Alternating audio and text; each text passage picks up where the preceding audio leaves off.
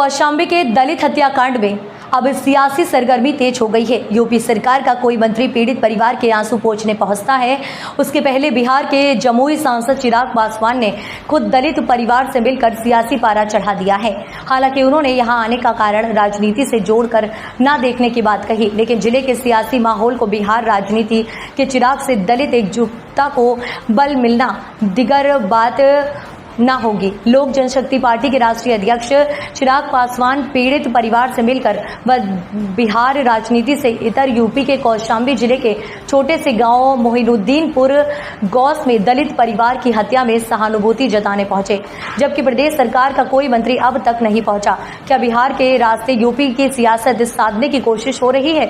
जवाब में सांसद चिराग पासवान ने कहा कि यदि उनके इस कदम को राजनीतिक नजरिए से देखा गया तो उनके आने के मकसद और उनकी सोच समाप्त हो जाएगी, वह खुद अपनी नजरों में गिर जाएंगे। यदि इसे राजनीति की नजर से देखा गया, मेरे नेता मेरे पिता नाम रामविलास पासवान ने कभी सत्ता की राजनीति के लोभ में कोई निर्णय नहीं लिया।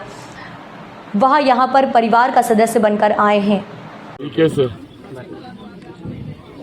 पासी समाज में एक जघन्य अपराध हुआ है और इसको मैं जघन्य इसलिए बुला रहा हूं कि जहां एक बुजुर्ग और एक युवक की तो हत्या की ही गई, पर साथ ही में एक गर्भवती महिला की हत्या की गई। एक गर्भवती महिला की हत्या इस निर्ममता से करना, ये जघन्य अपराध की श्रेणी में ही आता है। परिवार ने अपनी पीड़ा को यहाँ पर बताया कि किस तरीके से लंबे समय से ये विवाद चल रहा था और संभवतः इस विवाद की जानकारी स्थानीय प्रशासन को समय समय पर दी जा रही थी। सवाल कई खड़े होते हैं कि अगर इस विवाद की जानकारी थी तो क्या स्थानीय प्रशासन के द्वारा उचित कदम उठाए गए? नहीं उठाए गए तो क्यों नहीं उठाए गए? क्या ये जानकारी होने के बावजूद कि परिवार पे किसी तरीके का खतरा है, परिवार वालों को किसी तरीके की सुरक्षा मुहैया कराई गई?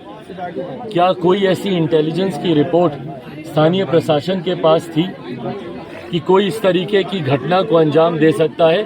ये तमाम जांच के विषय हैं और मैं उम्मीद करता हूं कि इस पर निष्पक्ष जांच होगी। आज स्थानीय लोगों से जानकारी लेने के बाद और पीड़ित परिवार से मुलाकात करने के बाद मैं लिखित रूप में भी और मौखिक तौर पर भी उत्तर प्रदेश के माननीय मुख्यमंत्री जी से बात करूंगा। उनके संज्ञान में भी वास्तु स्थिति देने का काम करूंगा और ये उम्मीद रखूंगा कि इस पे निष्पक्ष जांच हो और जो भी कोई दोषी हो स्पीडी ट्रायल के माध्यम से सख्त सजा उस दोषी को मिलनी चाहिए। सख्त सजा इसलिए क्योंकि आपने एक गर्भवती महिला की आपने हत्या की, उसके गर्भ में पल रहे उस बच्चे का क्या कसूर था जो इस दुनिया में भी अभी नहीं आया था और इस दुनिया की संभवतः कुरीतियों को वो जानता भी नहीं था। उसको नहीं पता था कि समाज में जात पात धर्म मजहब के नाम पर भी बंटवारे होते हैं। उस बच्चे की आपने हत्या की है, इसके लिए कड़ी से कड़ी सजा और संभवतः फांसी से कम की सजा और ये प्रेसिडेंट सेट करने की जरूरत है। आज अगर इस घटना को हल्के में जाने दिया और दोषियों पे कार्रवाई नहीं हुई और मैं किसी दोषी को, कोई भी दोषी हो, हर उस व्यक्ति को, क्योंकि परिवार ने लगभग 8 लोगों के नाम एफआईआर में दर्ज किए और स्थानीय प्रशासन के द्वारा मात्र 2 लोगों की अभी तक गिरफ्तारी हुई।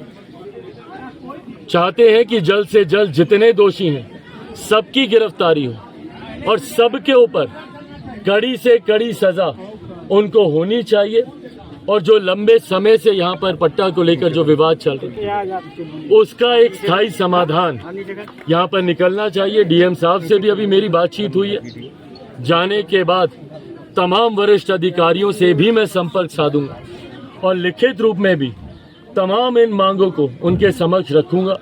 मुझे जानकारी दी गई कि अभी अस्थायी रूप से यहाँ पर एक चौकी की व्यवस्था की गई है मैं चाहूंगा, क्योंकि ये सेंसिटिव परिस्थिति है, उस अस्थायी चौकी को यहाँ पे परमानेंट किया जाए, ताकि भविष्य में कोई ऐसी घटना, क्योंकि लंबे समय से ये विवाद चल रहा है और इसके बाद भी संभवतः एक समय लगेगा इस विवाद को पूर्णतः शांत होने में। ऐसे में कोई और बड़ी घटना ना घटे, उसके लिए जरूरी है कि एक परमानेंट व्यवस्था यहाँ पर की जाए। तो ये भी आग्रह यहाँ के एसपी साहब से भी करूंगा, डीजीपी साहब और गृह सचिव के भी जानकारी में इस विषय को मैं दूंगा, ताकि एक स्थायी व्यवस्था बनाई जाए, ताकि भविष्य में और कोई घटना ऐसी ना घटे। स्थानीय सांसद पर परिवार के लोग आरोप लगा रहे हैं कि वो आरोपियों के घर घटना से एक दिन पहले बैठे हुए थे। भाई, ये तमाम जांच का विषय है।